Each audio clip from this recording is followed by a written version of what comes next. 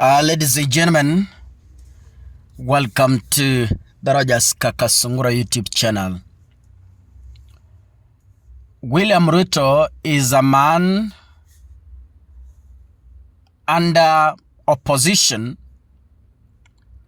from the same quarters that fully supported him in the 2022 general election. I am specifically talking of the church. You've seen in the media for the past 2 weeks or so, the clergy from across all denominations rising up to criticize William Ruto's administration.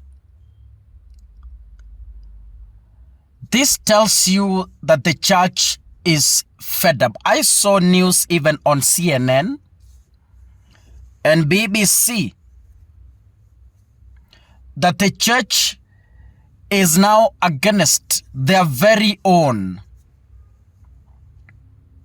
But then,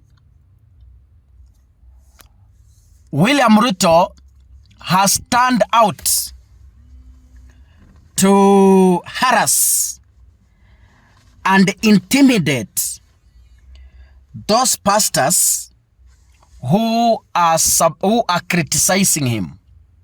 Yes. Those pastors who appear to be vocal and against Ruto, some, it's not going to be well with them. Because the state machineries are committed to intimidate in an effort to silence them from speaking truth to power. As I am speaking to you right now, ladies and gentlemen, maybe you've seen this or you are about to see it. The news reaching me is that officers from the Directorate of Criminal Investigations, DCI,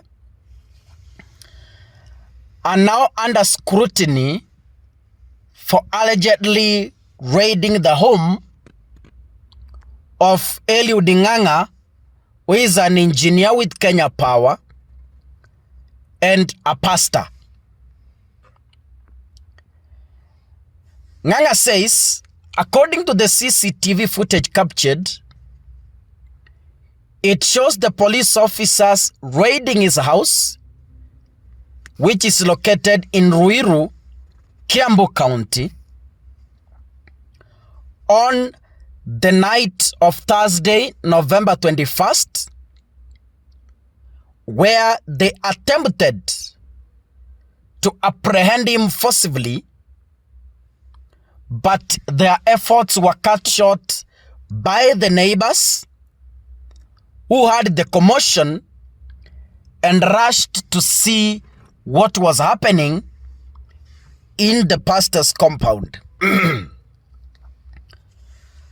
According to the report sent to media houses from the pastor,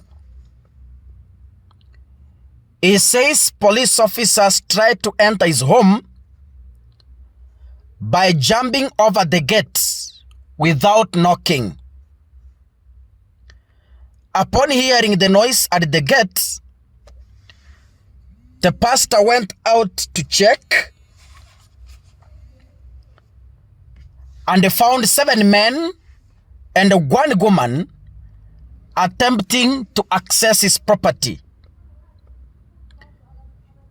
He was so suspicious and demanded for them to identify themselves, and they claimed they are officers from the DCI.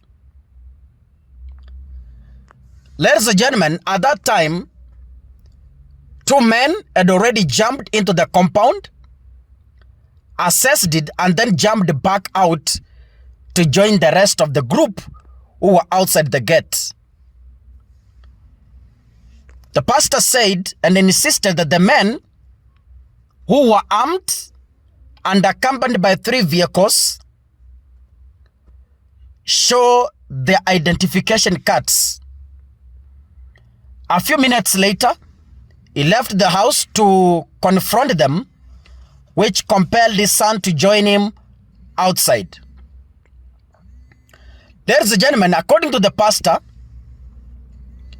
he told the officers to shoot him first before harming his son. He also requested that they take him away if he was the reason for the raid. At the moment, the officers reportedly left, having received a call from high authorities directing them to vacate the premises. Ladies and gentlemen, the senior engineer, who is also a police officer, has explained, believe that the raid on his house was motivated by a recent sermon he delivered, in which he criticized the Kenya Kwanza government. Maybe later I am going to access that sermon to see if I'm able to have it. The pastor had spoken out against the government's attempts to silence the church from addressing issues related to the nation's state and governance. Ladies and gentlemen,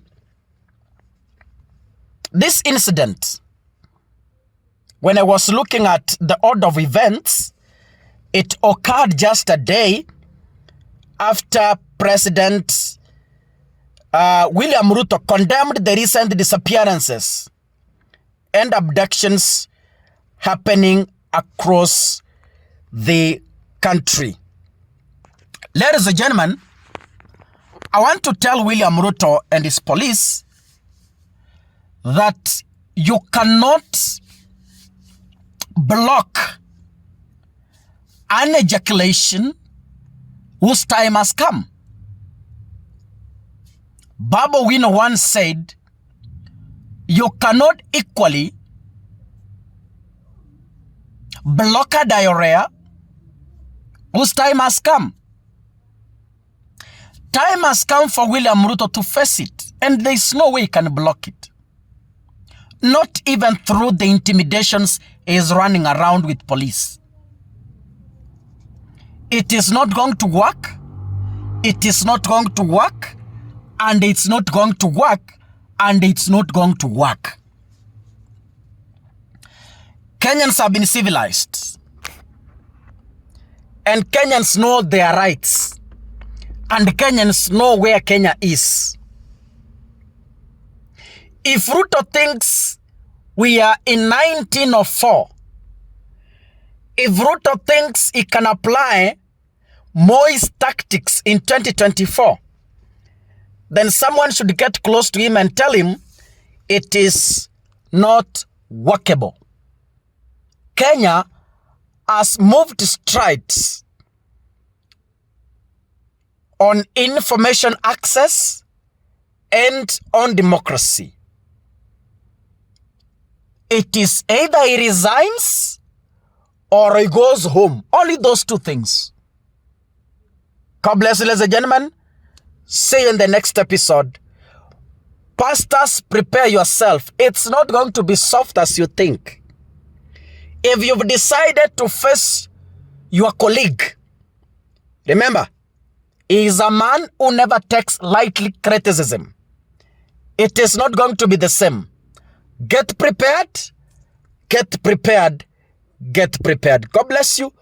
See you in the next episode. Asanteni sana.